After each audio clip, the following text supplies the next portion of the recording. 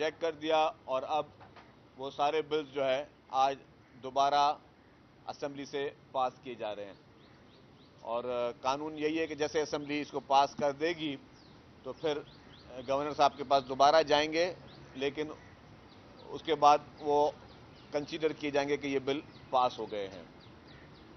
और कैबिनेट में ये भी लास्ट जो हमारी 2 दिन पहले कैबिनेट हुई तो उसमें ये भी फैसला हुआ था कि जो एज रिलैक्सेशन है वो कैबिनेट ने अप्रूव की थी कि क्योंकि पिछले चंद सालों में जो बैन्स थे नौकरियों पे और फिर जो है कुछ लोग कोर्ट में गए हुए थे, तो 5 साल की एज रिलैक्सेशन दी गई है तमाम गवर्नमेंट जॉब्स में सिवाय पुलिस के और सिवाय पब्लिक सर्विस कमीशन के।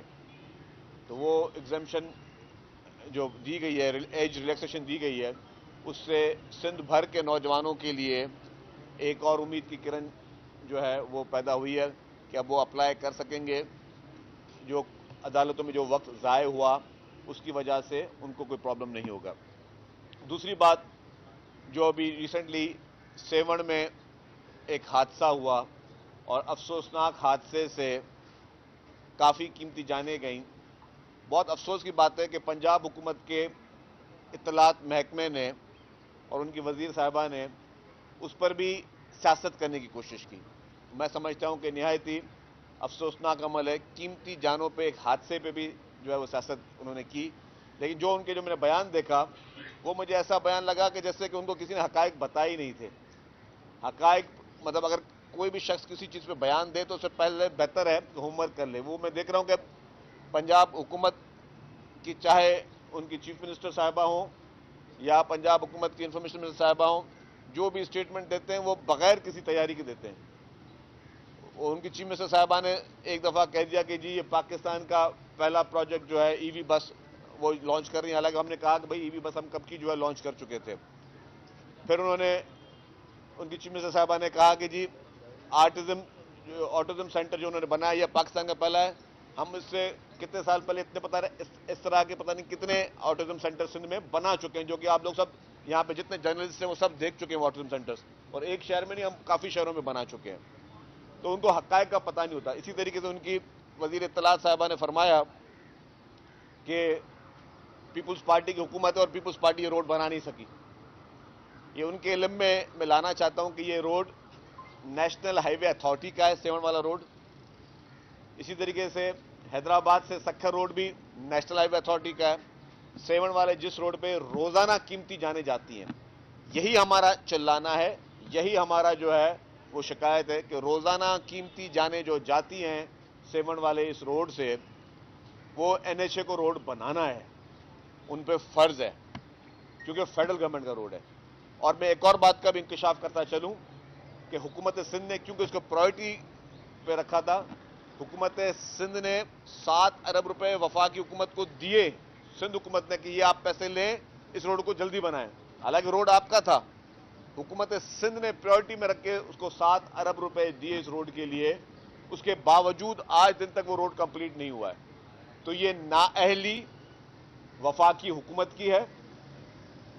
और अगर मैं ये कहूं कि पिछले सालों में अगर देख लिया जाए तो सबसे ज्यादा वफाक में नून लीग की हुकूमत रही है।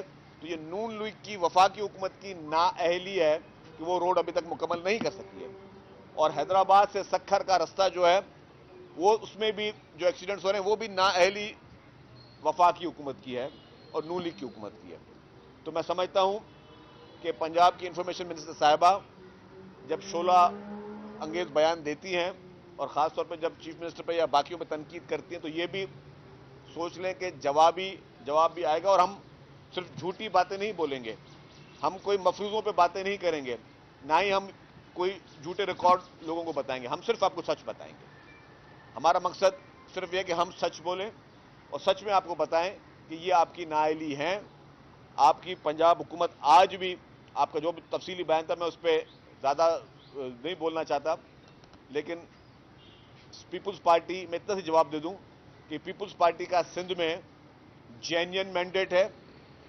पीपुल्स पार्टी की खिदमत को अवाम ने सराहा है। आपका मैंडेट और आपकी खिदमत जो है वो सबको पता है। मैं इससे ज़्यादा और कुछ नहीं कह सकता। आपको अगर कहीं भी कोई शौक हो किसी भी चीज़ का, इस इलेक्शन के बारे में, तो तफसीलात आपको भी पता है, पाकिस्तान के अवाम को भी पता है। अल्हम्दुलिल्लाह पीपुल्स पार्टी के मैंडेट पे ना किसी को एतराज़ है। तो अगर आपने इतना, ये अपने बयान में आप कह रही हैं कि आपने कोई बहुत बड़ा जो है वो आपने पंजाब में खिदमत की है, तो अगर पंजाब में खिदमत की है तो उसका फैसला सिर्फ अवाम ने करना है। सिंध के अवाम ने हमें हमारा फैसला दे दिया, अब आपका फैसला जो है वो आप पे डिपेंड करता है। दूसरी, आज पीटीआई के एक और केपीके के जो हैं तर्जुमान बैरिस्टर सैफ साहब, उन्होंने भी एक बयान दिया है चेयरमैन बिलावल भुट्टो ज़रदारी साहब के बारे में और प्रेसिडेंट आसिफ अली ज़रदारी साहब के बारे में। यही उनकी जो है ना खामो ख्याली है। और मैं समझता हूं कि पीटीआई जो कि एक चूचू का मुरब्बा था कि मुख्तलिफ पार्टियों से लोग हमेशा वहां पे आते रहे, और उन्होंने हमेशा, मैं समझता हूं कि पीटीआई का लीडर आज अगर जेल में बैठा हुआ है तो वो भी उनके जो सेकंड टियर के जो रहनुमा हैं उनकी मेहरबानी की वजह से बैठा हुआ है। ना कभी उन्होंने उसको सही मशवरा दिया और ना कभी उसने अपनी अकल इस्तेमाल की, जो उनका लीडर जेल में बैठा हुआ है।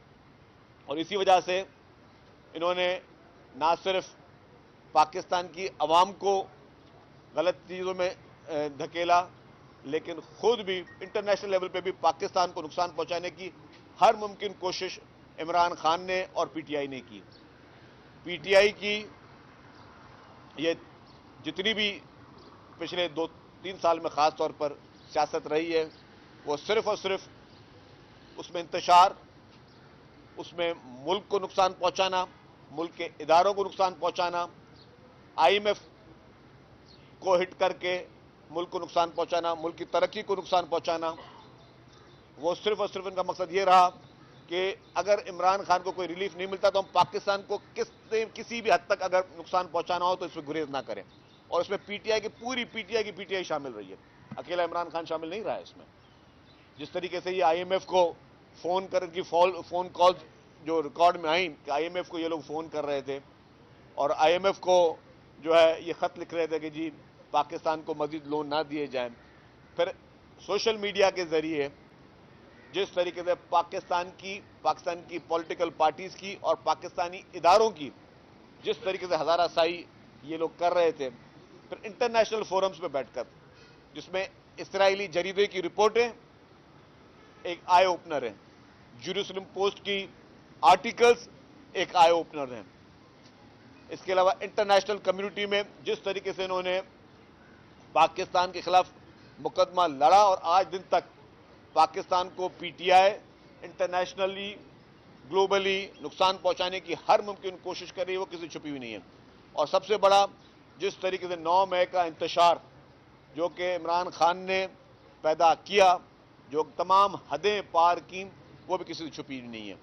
तो पीटीआई खैबर पख्तूनख्वा के तर्जुमान पीपुल्स पार्टी की लीडरशिप पर तनकीद करने से पहले ये बात सोच लें कि आप खुद इस वक्त जिस तरीके से हुकूमत कर रहे हो, आपका चीफ मिनिस्टर जिस तरीके से हुकूमत कर रहा है और आपकी पार्टी इस वक्त जिस तरीके से सियासत कर रही है, उससे बढ़कर आपको, मेरे समझता हूं कोई आपको आईना नहीं दिखा सकता कि आप अपने सूबे में खैबर पख्तूनख्वा में 5 बजे के बाद ना कोई पुलिस वाला घर से बाहर निकल सकता है, 5 बजे के बाद ना कोई पुलिस चेक पोस्ट जो है वो कायम रहती है, और सुना है 5 बजे के बाद थाने भी ताले लग जाते हैं कि इतना डर और खौफ है।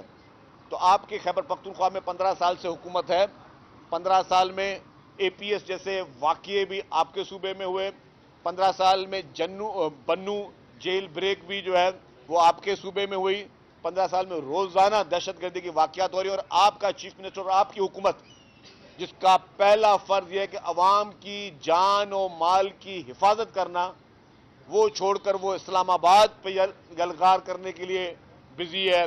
वो इमरान खान जैसे शख्स को जेल से निकालने के लिए आपकी पूरी पीटीआई इस वक्त जो बिजी है। अवाम को कोई किसी किस्म का रिलीफ खैबर पख्तूनख्वा में नहीं मिला। खैबर पख्तूनख्वा की अवाम आज भी अमन अमान के लिए परेशान है।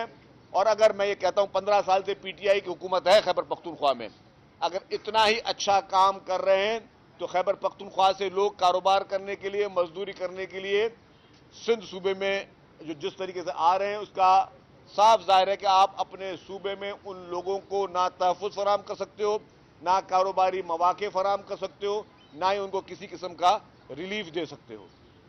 तो ये चंद गुजारिशात थी जो मैंने कहा कि आपके सामने। ये आपने जिक्र किया शाहराहों का, तो कराची हैदराबाद मोटरवे देख लें, पूरा टूट फूट का शिकार, लेकिन टैक्स वही लिया जाता है जो लाहौर इस्लामाबाद वालों से लिया जाता है।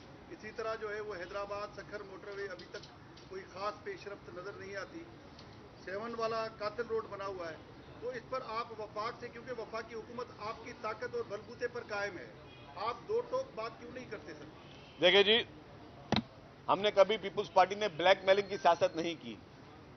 वो दूसरी पार्टियां जो ब्लैकमेलिंग की सियासत करती थी, फिर 6 महीने में बाद कभी छोड़ती थी, फिर आती थी और वो ड्रामे करती थी। पीपुल्स पार्टी ने नून लीग का जो साथ दिया वो किसी शौक में नहीं दिया, क्योंकि पीपुल्स पार्टी जब इलेक्शन हुए तो पीपुल्स पार्टी ने कहा कि हम बिल्कुल तैयार हैं, हम पीटीआई से भी बात करने के लिए तैयार हैं, हम नून लीग से भी बात करने के लिए तैयार हैं ताकि असेंबलियां बन सकें और जो है कोई हुकूमत बना सके। अनफॉर्चुनेटली उसी वक्त पीटीआई का बयान आ चुका था कि हम जो है किसी किस्म का अब किसी भी पार्टी से बातचीत नहीं करेंगे। तो पीपुल्स पार्टी ने यह कहा कि जी ताकि हुकूमतें बन सकें, ताकि पार्लियामेंट कायम रह सके, दोबारा इलेक्शन का जो है वो ना हो सके, इसलिए हमने पीएमएलएन की अनकंडीशनल सपोर्ट की है। तो आज भी हम उनको ब्लैकमेल नहीं कर रहे, लेकिन जो एक जायज हक है इस सूबे का उस लेने की बात कर रहे हैं। हम ये बात कर रहे हैं कि जी आपने आपके पूरे पाकिस्तान का जो गेटवे है वो आपका कराची है। अगर आप ये सक्खर हैदराबाद का रोड ना बना के ये आप महसूस करेंगे ठीक है हम सिंध के लोगों को तकलीफ दे रहे हैं, आप सिर्फ सिंध के लोगों को तकलीफ नहीं दे रहे हैं कि आपको हमें रिजेक्ट किया है। सिंध के लोगों ने पीटीआई को भी रिजेक्ट किया हमेशा, सिंध के लोगों ने पीएमएलएन को भी रिजेक्ट किया हमेशा। आप पूरे पाकिस्तान को तकलीफ दे रहे हैं क्योंकि आपका पोर्ट सिटी यहां पे है, आपके पूरे पाकिस्तान की इंपोर्ट, आपके सारे पूरे पाकिस्तान की एक्सपोर्ट इसी रास्ते से होनी है और कोई रास्ता नहीं है। कोई समंदर नहीं है कि आपके समंदर आपका जो है वो बाकी सूबों में भी जाएगा। तो आपका मेन गेट वे है हैदराबाद सक्खर, जिसका बहुत बुरा हशर है और रोजाना कीमती जाने जा रही हैं। आप बाकी सारी स्कीमों के लिए पैसे रख सकते हैं, तो आखिर क्या वजह है, इतनी क्यों नफरत है कि आप जो है सक्खर हैदराबाद रास्ते के लिए आप पैसे नहीं रख पा रहे हैं? और 7 के तो हमने आपको पैसे दिए हैं भाई कि ये पैसे लो, रोड आपका ये 7 अरब रुपए लो, आप रोड बना के दो। आपकी इतनी ना अहली है कि आप वो रोड भी तक नहीं बना सक रहे हैं। तो ये हमारे जायज खदशात हैं, हम कोई इस पर सियासत नहीं कर रहे, हम इस पर कोई पॉलिटिकल पॉइंट स्कोरिंग नहीं कर रहे। हम यहां के लोगों को और पूरे पाकिस्तान के लोगों को रिलीफ पहुंचाने की बात करें। खुदा ना खास्ता आज किसी एक की जान जाती है, कल किसी और की भी जान जा सकती है। तो आखिर ऐसी क्या वजह है कि आपको वो रोड बनाने के लिए मुश्किल होता है? अगर आप सिंध के जाके एयरपोर्ट पे देखें, एयरपोर्ट बंद होते जा रहे हैं। मोइनजोदड़ो एयरपोर्ट उन्होंने कमर्शियल फ्लाइट से बंद कर दिया। नवाबशाह एयरपोर्ट जो है उन्होंने शहीद बेनजीराबाद उसको उन्होंने कमर्शियल फ्लाइट के लिए बंद कर दिया। हैदराबाद का पहले बंद हो चुका था, आप हमारे एयरपोर्ट पे फ्लाइट्स खत्म करते जा रहे हो। आप जो ये प्रॉब्लम करते हैं, तो हम ये कह रहे हैं कि बराए मेहरबानी हम आपसे अपना हक मांग रहे हैं और हम वो जायज बात कर रहे हैं कि जो कि हर पाकिस्तानी ने करनी चाहिए। तो वफाकी हुकूमत खास तौर पर जहां पे कमी कोताहियां हैं, आपको हमारी मदद की जरूरत है, हमारे कॉपरेशन की जरूरत है। हम आपके साथ एक पैर पे खड़े करेंगे, लेकिन आपके जो नए किस्म के जो तर्जुमान किस्म के लोग जो जिस तरीके से बयान देते हैं, जिनको हकायक का कुछ इल्म नहीं है, बगैर हकायक का वो बयान देते हैं, तो बराए मेहरबानी या तो उनको थोड़ा एजुकेट कर ले ताकि वो पढ़ लिख कर जो है वो जवाब दें। शकील साहब ये बताएं कि आप तो अभी हैं? जी हाँ, थैंक यू। शकील साहब ये बताएं कि बानी पीटीआई ने ये कहा है कि ईद के बाद आपकी खैर नहीं है, वो आपकी वो तहरीक चलाएंगे कि आपको दिन में तारे नजर आ जाएंगे। भाई मैं भी कह चुका हूं कि पीटीआई को अगर जितनी भी तहरीकें चलानी है चलाएं, लेकिन पहले एक तहरीक चलाएं। ये जितने भी यलगारें करनी है ना, ये वफाक की जानिब ना करें, इस्लामाबाद की जानिब ना करें, अपने इदारों के खिलाफ ना करें, उन दहशतगर्दों के खिलाफ यलगार करें जो दहशतगर्द इस वक्त मासूम खैबर पख्तूनख्वा में हमारे पख्तून भाइयों और बहनों को मार रहे हैं। ये एनर्जी वहां इस्तेमाल करें। वो जिस तरीके से वो गब्बर सिंह बनकर उनके चीफ मिनिस्टर साहब कहते हैं कि जी हमारे पास हथियार भी हैं, हमारे पास पैसा भी है, हमें लड़ना भी आता है, जो उन्होंने असेंबली की फ्लोर पर तकरीर की, मैं अपने अल्फाज नहीं बोला, तो वो मैं उनको कहूंगा कि बराए मेहरबानी चीफ मिनिस्टर साहब, आप वो हथियार, वो पैसा, वो जज्बा, वो दिल गुर्दा दहशतगर्दों के खिलाफ लड़ने में इस्तेमाल करें, वफाकी हुकूमत के खिलाफ लड़ने में इस्तेमाल वो ना करें। अच्छा ये बता दें कि वफाकी हुकूमत की ज्यादतियों के खिलाफ आप सिर्फ सिंगल खेलते रहेंगे या चक्का चौका मारने का भी इरादा है? देखिए मेरी बात सुने, ये खेल नहीं है। एक तो मैं बता दूं कि हम कोई सिंगल खेलें या आपने भी शायद ज्यादा तहरीक इंसाफ में की दल से देखे तो आपने वो क्रिकेट की लैंग्वेज इस्तेमाल कर रहे हो। ये एक बता दो मेरे भाई, ये खेल नहीं है, ये वो मासूम लोगों की जानें हैं। कल को सफर पे आप भी जा सकते हो। मेरे पीटीआई के दोस्त खड़े हुए मेरे शबीर भाई साहब नजर आ रहे हैं, हमारे एमपी साहबान, तो ये भी उस रास्ते पे जा सकते हैं, मैं भी उन रास्तों पे जा सकता हूं।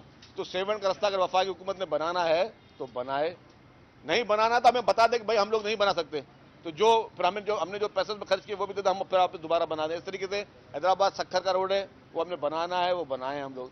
तो मेरा कहने का मकसद ये है कि ये उन पे फर्ज है, हम सिर्फ उनसे जायज बात करें, लड़ाई नहीं कर रहे। हम कोई ब्लैकमेल नहीं करेंगे कि अगर ये हमारा रास्ता नहीं बना तो हम हुकूमत छोड़ देंगे या खुदा ना खास्ता, नहीं। वो ब्लैकमेलिंग के साथ साथ कभी हमने नहीं देखी, वो दूसरी पार्टियां करती हैं। आपको पता है कौन सी पार्टियां करती थी? कराची की सड़कों पर अभी भी डंपर्स कल परसों में भी हादसा हो रहे हैं। वो लोग आकर आपसे मुलाकातें करते हैं और उसके बाद ये कहते हैं बाहर निकल के कि कराची की सड़कें जो हैं वो टूट का शिकार है, जिसकी वजह से मोटरसाइकिल वाले हमारे पास मतलब डंपर्स का निशाना बनते हैं और डंपर वाले उन टूटी हुई सड़कों की वजह से हादसा का सबब बनते हैं। तो आपके पास आके बैठ के वो क्या बात करते हैं, क्योंकि कराची की सड़कें बनाना तो आपकी जिम्मेदारी है, वो तो देखिए जी, बिल्कुल आपकी बात सही है। कराची के जो इश्यूज हैं, केएमसी काम कर रही है, जहां पे रिपेयर का काम हो रहा है केएमसी वो रिपेयर का काम भी कर रही है, जहां पर सड़कें बनाने का काम हो रहा है केएमसी वो सड़कें बनाने का काम भी कर रही है। बेसिक जिम्मेदारी केएमसी की और डीएमसी की, वो काम कर रहे हैं, और हुकूमत सिंध की तरफ से जो फंड्स उनको देने चाहिए वो दिए भी गए हैं। और जहां तक डंपर्स की आपने बात की, हैवी ट्रैफिक का इशू है। फिर मैंने बताया कि Karachi is a port city, जितनी हैवी ट्रैफिक पूरे पाकिस्तान की है ना, वो कराची में आनी है। हर पूरे पाकिस्तान की, जो हम कहते हैं ना कराची में इतने ज्यादा हैवी ट्रैफिक और ट्रैफिक इश्यूज क्यों है, मतलब हम बना तो नहीं कर सकते कराची में कि यार हैवी ट्रैफिक आज के बाद कराची में नहीं आएगी। कुछ शहरी कुछ पॉलिटिकल पार्टी ये मुतालबा करती है, लेकिन थोड़ा अक्लमंदी बन जाए कि अगर कराची में हम हैवी ट्रैफिक को बंद कर दें तो पोर्ट से पूरी इंपोर्ट को आप क्या रक्षाओं में लेके आओगे या पूरी एक्सपोर्ट को आप रक्षाओं में लेके जाओगे? ज़ाहिर है यहाँ पे हैवी या टोटल हैवी ट्रैफिक का काम ये है। अनफॉर्चुनेटली जो हमारे जो सेस के पैसे थे 180 अरब रुपए बिजनेसमैन चले गए सिंध हाई कोर्ट में कि जी वो इंफ्रास्ट्रक्चर में खर्च होने थे पैसे। जो आपने सड़कों की बात की ना, मैं आप उस पर आ रहा हूं। वो 180 अरब रुपए पिछले 2 सालों में पैसे बता रहा हूं आपको, अब और अभी 300 अरब बन गए होंगे। ये गए सिंध हाई कोर्ट में, सिंध हाई कोर्ट ने कहा कि नहीं ये गवर्नमेंट को आपको पैसे देने होंगे। वो चले गए सुप्रीम कोर्ट में। अब सुप्रीम कोर्ट में 500 पिटिशनर चले गए, उसमें उनके 800 वकील चले गए। अब वो हमने, जब मैं एक्साइज मिनिस्टर था, मैंने 2 दफा खत लिखा। मैंने उनको खतूत लिखने के बाद उनको अप्रोच किया, हमने वकील से बात की केस जल्दी लगाया जाए। काजी फैजल साहब उस चीफ जस्टिस थे। भाई अभी तक वो पैसे कोर्ट में जमा हो रहे हैं। मुझे ये बताएं, ये हमें अगर मुल्क को आगे लेकर चलना है, आपकी शिकायत या डंपर कराची के लोगों की शिकायत कि भाई इंफ्रास्ट्रक्चर में रोड खराब है, मैं मानता हूं रोड खराब है, मैं तो नहीं बोला रोड बिल्कुल 100% ठीक है, रोडों में काम भी हो रहा है। शाहराह भुट्टो जैसी बेहतरीन किस्म की स्टेट ऑफ द आर्ट सड़कें भी बन रही हैं, लेकिन जहां पे हमें वो 180 अरब रुपए हमें मिलने चाहिए जिससे हम कराची के इंफ्रास्ट्रक्चर को, सूबे के इंफ्रास्ट्रक्चर को बेहतर करें, वो पैसे अगर आपने कोर्ट में जमा कराने तो ये कहां का इंसाफ है? क्यों नहीं इन केसेस को, मैं अपील करता हूं honourable chief justice supreme court साहब को कि बराए मेहरबानी इसको एक मेरी हम्बल गुजारिश कर ले, वो जो हमारे पेंडिंग केसेस है, जो सिंध हुकूमत के पैसे वहां जमा हो रहे हैं, वो उसको आप करें ताकि वो पैसे गवर्नमेंट को मिले, ताकि गवर्नमेंट, वो है ही इंफ्रास्ट्रक्चर पे खर्चा होंगे, उसका उन पैसों का और कोई काम नहीं हो सकता, तो हम उस इंफ्रास्ट्रक्चर पे खर्चा कर सके। क्योंकि उस हैवी ट्रैफिक जो कि पूरे पाकिस्तान की है, उसने सिंध भर की सड़कों को पे चलना है। तो खुदारा जिसने वो चीज खराब करनी है तो उसको ठीक करने के लिए आप मतलब हमें बोझ डालते जा रहे हो हम पर, और ठीक करने के लिए हमारे हाथ पांव बांधते जा रहे हो, तो ये नहीं होगा।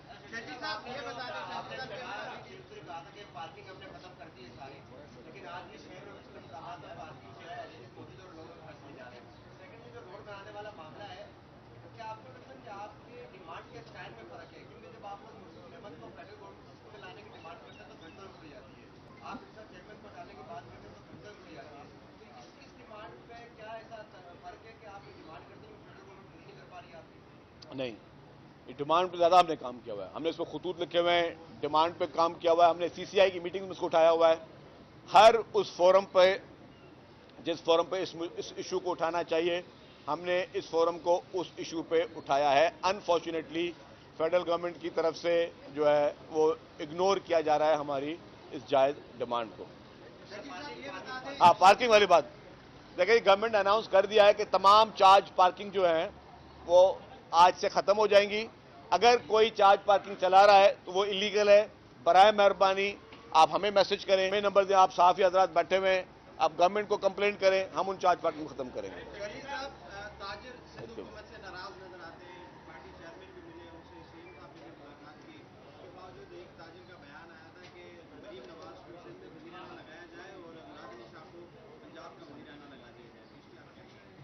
उस बयान पे दूसरे दिन उसे तरदीद जो की थी वो आपने नहीं सुनी थी, वो सुन लिया करें वो भी। सर एक थोड़ा छोटा सा मैं आपको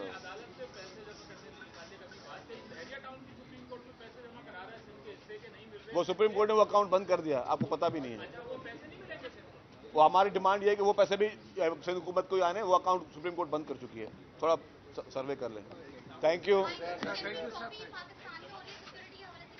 देखिए जी, चैंपियंस ट्रॉफी के लिए बाकायदा सिंध गवर्नमेंट जो है मुकम्मल तौर पर सिक्योरिटी फराहम कर रही है, जितने भी गैर मुल्की खिलाड़ियों को भी, अपने स्टेडियम्स को भी, और टॉप प्रायोरिटी पे है जी। इंशाल्लाह अल्लाह ताला ने चाहा तो खैर खैरियत से जो है वो चैंपियंस ट्रॉफी कराची में हो जाएगी। Thank you. कराची में सीनियर